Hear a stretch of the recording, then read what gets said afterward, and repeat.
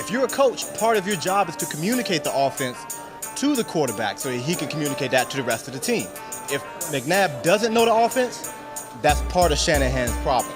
That's part of what Shanahan should be doing, is communicating that to the quarterback so he can communicate that to the rest of the team. Welcome back to In the Zone. We're broadcasting here from the Crystal City Sports Pub. I'm your host, James Flamez, sitting here with Jason Herbek. It's time for me to get over my depression a little bit. Talk about some real football teams? Yeah, I'm going to hit, what? Some watchable teams. We'll get back to this McNabb. But for right now, let's talk about the other buzz around the NFL. So let's give us a little mid-season report here, Jason. What 5 teams do you think can be Super Bowl contenders? All right, I got the Ravens, Patriots, Jets, Giants, and Eagles. But then, let me hear your 5, and then we'll go through this again. Eagles. Okay, hold on. Ravens, Patriots, Jets, Giants, and Eagles.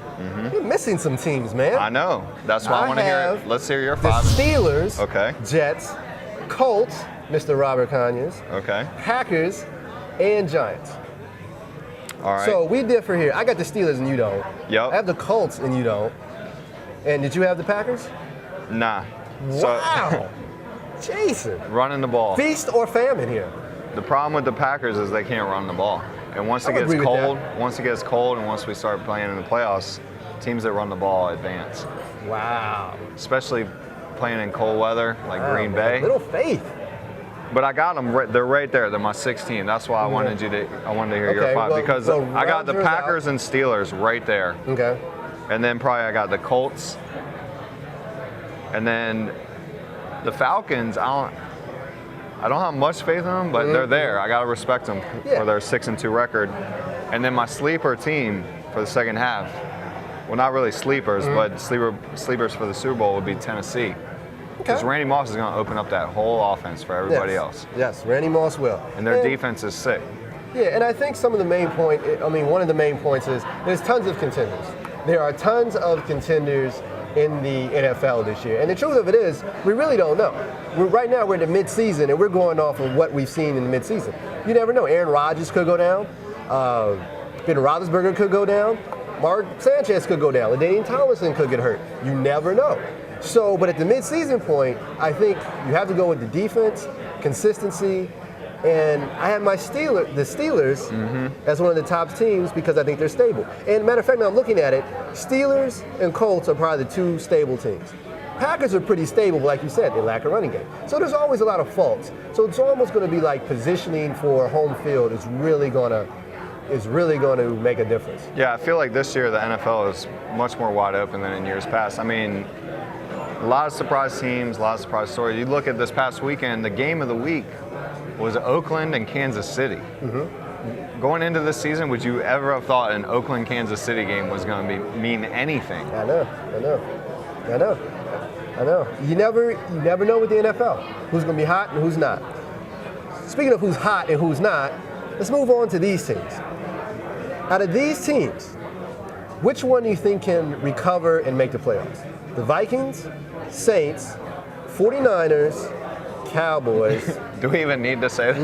Yeah, I just throw them in there for the sake of argument. I'll just scratch them off. Yeah. Which one do you think can recover from the slow start? Vikings, Saints, 49ers, Cowboys. Any one of these teams can rally? The only one I got is the Saints, just because they've been there before. But I don't even have that much faith in them. I mean, I think they're a good team, but just a lot of injuries. Yeah, a lot of injuries, Super Bowl hangover. You know what I mean? And I just feel like there's a lot of other good NFC teams this year that can compete. And like my Redskins? No, not the Redskins. Not at all. It's missing. But how about you? What about, you think any of those teams? I agree with you. I believe the Saints are the only team that can pick themselves up. I would not say count out the Vikings. Nobody brings the drama like Brett Favre. And it would not surprise me if they go on a 5-6 game winning streak and come within 1 or 2 games of making the playoffs, and that's going to be the difference. That 1 or 2. As a Minnesota fan, I would almost not want that to happen because that if you make a nice run, that means Chili's going to be your coach again next year. Right. And Favre, who knows? He might even think about coming back if he leads them to a playoff run this year. You never know. Or maybe my man McNabb might be there next year. But we're not going to go there just yet. I'm not going to throw away my McNabb jersey just yet, people. Not yet. Not yet. I'm going to talk about that a little later, but not yet. Not yet. Players. Which players have had a surprising good start? I'll start off the list with Darren McFadden. He's finally healthy this year. It's true. I didn't have McFadden. You're right. He's only played in 7 games because he's been out with a few games with injuries. But he has 757 yards rushing in those 7 games. I got Arian Foster, who's the #1 fantasy player right now. He has 864 yards rushing and 10 total touchdowns. My year for Foster. I got Josh Freeman, not really based on numbers. Right. But Tampa Bay has 5-3 record, Yeah. and he has 10 touchdowns and 5 interceptions, which means he has not turned the ball over. He's been productive, and they're winning. Kyle Orton, 2,500 yards, 12 touchdowns with 5 interceptions after they traded for Brady Quinn, gave up Hillis to get Brady Quinn. Yeah. Not really working out too well. Brady Quinn, I think, is 3rd string on Denver. And I got one more for you. Okay. Not really going to blow you out the water or anything, but Mike Williams on Seattle. Former Mike top. Williams? Look. Mike No, let me just explain. Former top 10 pick out of the NFL for essentially 3 years. He played a couple games with Tennessee a couple years, for a couple games with Tennessee for 1 year, then out of the league for 2 years. He already has 400 yards in half a season. I mean, I'll give you that, but Well, you wouldn't want him on the Redskins? I mean, that's like saying somebody that failed all of his tests now all of a sudden got a D+. I mean, you can't say that. You can't say Mike Williams just because. Did you ever think Mike Williams would be a relevant name in the NFL No, but this that's year? not the point. I mean, Look, I'm not calling the man a loser. hold on. No, I'm gonna repeat the question that you asked me. Uh-oh. Which players have had a surprising good start? He's had a decent good start. I wouldn't say Surprising though. That's the key word. Surprisingly decent. Okay, who you got? Well, you already nailed my two. Arian Foster and Josh Freeman. Those were the two I had as surprising good starts. Let's move on again. Since you got my two, and since you want to make Mike Williams decent, I don't know where you're going with your points. At this point, who has the biggest You would drama? start on the Redskins. Touche, Jason. Touche. Go ahead. You got that one off. You got that one off. Sorry to interrupt you. Go ahead. No, you got it off. You were thinking quick. All right. Which drama do you think is the biggest story so far this year? Favre drama, Randy Moss drama, Cowboys, McNabb. Which one do you think is the biggest drama? I think the Cowboys, just because going into the season they were the Super Bowl favorites, and they're like the worst team in the league right now. I think the Vikings, up until this week, have kind of not been too good, so Favre is a non-story. And then plus with Jen Sturger not really talking to the league, she refuses to talk to the league office, so they can't go forward with their lawsuit. So that story's kind of been pushed to the back burner. I think Moss hasn't really done anything numbers-wise this year, like not even Mike Williams numbers, I don't think. Maybe if he comes into Tennessee and their offense explodes in the second season, pushes them to a playoff run, then he becomes a story. And I would say this. I give the drama edge to Brett Favre.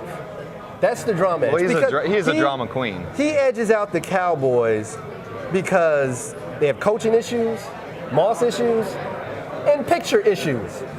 Because of the picture issues, because that's front page tabloid, Tonight Show type stuff, he edges out the Cowboys in my book. Cowboys are strictly football. Favre is edged into the tabloid category of the NFL season.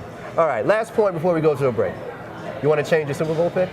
Mid-season, you went on the record earlier. Nah, I'm going to stick with them. I got the Packers and the Colts. Okay. And the reason I'm saying that is never bet against Peyton Manning. Okay, safe. Yep. And as long as the Packers, if they can have any kind of run game and Clay Matthews is healthy, they're a legit playoff team and a Super Bowl contender. Yeah. Okay. Who do you got? I'm changing a little bit. Who did you go on the record with? I had the Packers and the New. And who? The England.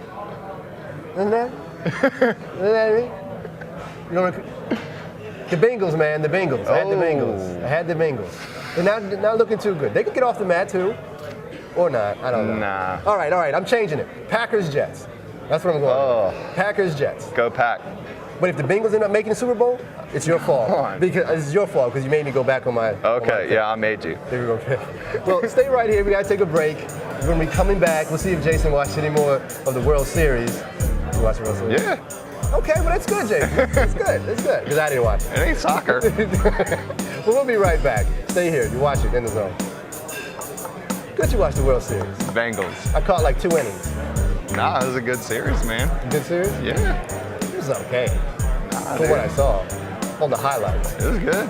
I didn't watch too much.